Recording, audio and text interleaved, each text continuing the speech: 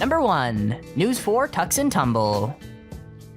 Paul is a sports reporter from News 4 Tucson, and a lot of people describe him as the most hardworking sports reporter in America, and it's kind of easy to see why. He's at a game between the Arizona Wildcats and the Colorado Buffaloes, and even though he's giving a live broadcast outside of the stadium, he has to be inside to cover the match in 3 minutes, even though walking in would take him 20 minutes to do. So he decides to run to the game in a suit and tie. Unfortunately for Paul, it turns out his shoes aren't the best for running, and he slips over almost instantly. He ended up being fine and made it to the game just a little bit later than he expected. The funniest part about this one is the fact that the in-studio news anchor doesn't even react to the events on screen, even though he's very clearly trying to hide a smile. As for the game itself, as mentioned, it literally tips off in about 3 minutes, and I have to speed walk about 20 minutes to get inside of the MGM Grand to make sure I cover all the highlights and, of course, cover post-game for you tonight at 10 p.m. We at KVOA News 4 are very committed, so committed. I'm going to sign off now because I want to get there by the time everything tips off. So I'm going to hand the microphone over to my buddy Danny here, and go Wildcats.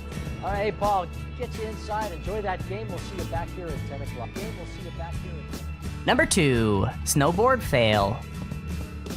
When it snows, something that everyone loves to do is grab a sled, go up to the closest hill, and then slide straight back down it. In this video, a news reporter is showing off just how fun sliding down a snowy hill can be. And yeah, that's before she crashes face first into a giant snowball. The best part about this is that as she was sliding down the hill, she was going on about how the most important thing you could do while riding a sled on a snowy day is to have fun, use your hands, and steer. That was right before she steered herself directly into a face full of dirty snow. I don't even understand how she managed to hit the snowball either. It was like the only one on this massive field. She could have gone literally anywhere else and been fine, but nope, straight into the huge snowball. I've been getting lessons from the semi-pros, right? This morning on the proper way to sled down a hill that's more muddy than snowy. They say, no matter what, just have fun, use your hands, and make sure you steer. Oh boy. From the snowman. I'm okay. Frosty, on the other hand, has seen better days. He already lost his head before Number 3. Weatherman plays with dog. Griffey the weather dog is a pretty cute dog. He belongs to this meteorologist and has become some sort of like a weather show mascot. Early last year, Griffey decided that he didn't want to wait for his owner to get done with the broadcast and instead just wanted to play a game of catch. You gotta give it to the guy though, because even with Griffey's constant distractions and barking, he managed to make it through the entire broadcast. I think that the funniest thing about this video is that the meteorologist really doesn't care that Griffey's interrupting his broadcast. He just keeps on playing with the dog and has a huge grin on his face. That was what it feels like in Springfield. 9 in Lake Ozarks, and high pressure right now is sliding off to the east. And as it slides off to the east, look at the winds. Here comes Friday.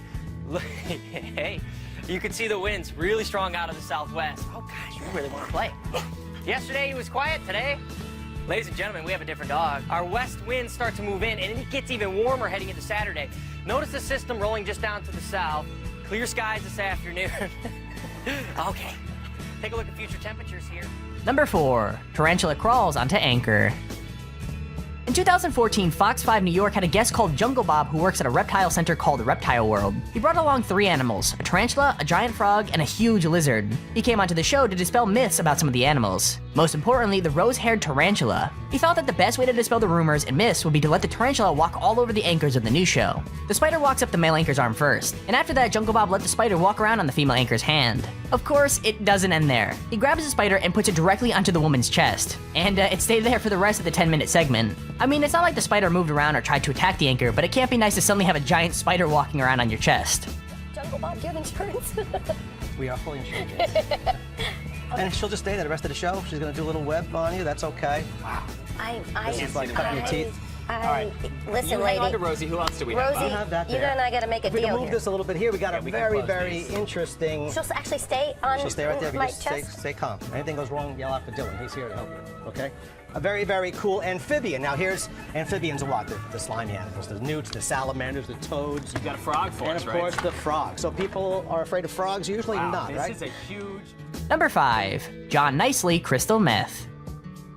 In June of last year during an evening news broadcast, the anchors John Nicely and Mallory Maddox were performing a segment where they were reading from the Twitter hashtag in the 90s I thought. And things definitely ended up taking a bit of an interesting turn. One of the more popular tweets that popped up on the stream read, "In the 90s I thought nothing will ever be as cool as Crystal Pepsi." However, Nicely managed to mess up the reading just a little bit. Instead of reading Crystal Pepsi, he somehow managed to say the words Crystal Meth. Interestingly enough, the 1990s saw Crystal Meth explode in popularity. Now, I'm not saying that Nicely is a meth addict, maybe he just watched a few too many episodes of Breaking Bad.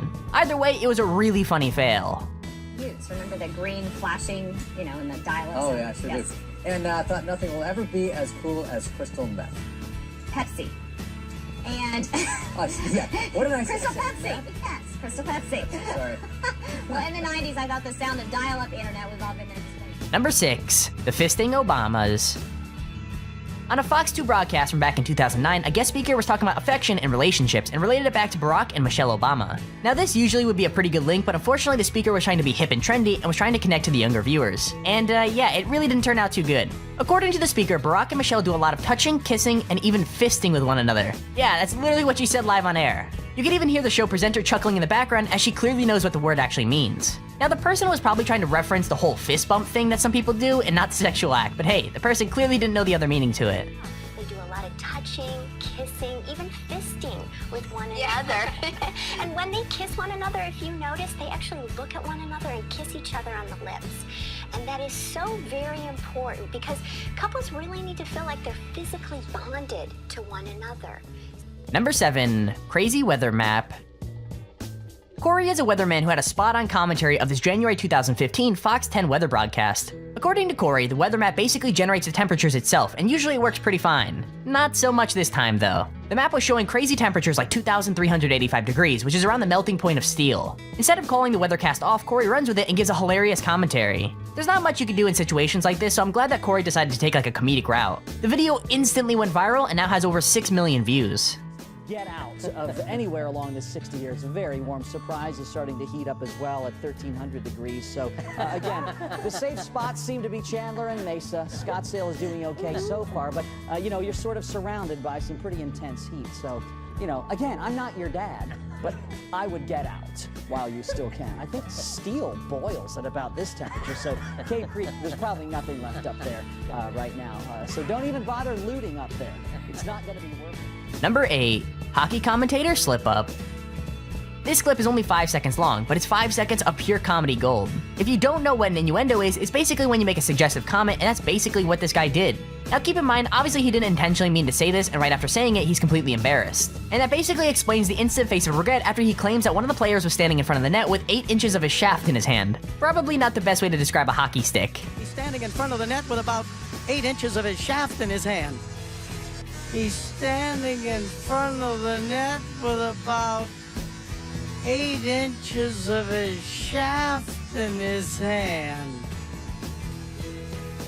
Number 9. Baboon Boob Grab.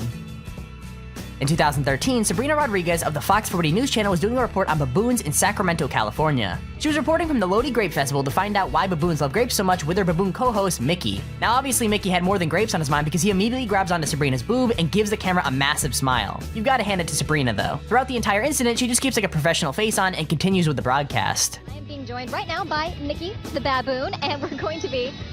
He's trying to cop the feel a little bit. But we're going to be talking a little bit about the Lodi Grape Festival that is happening this weekend, starting today.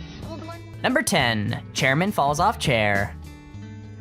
In 2008, the chairman of the Joint Budget Committee in South Africa was being interviewed live on the South African program View from the House. Things didn't go exactly to plan, and halfway through the interview, the chairman fell off of his chair, giving a whole new meaning to his work title. In the footage, the chair makes a loud cracking sound, and it's pretty obvious that the guy is concerned as soon as it happens. Nevertheless, he powers on with the interview until 10 or so seconds later when the chair completely collapses underneath him. I think the funniest thing about this clip is the way the camera switches so quickly back to the presenter, and she literally doesn't look surprised in the slightest.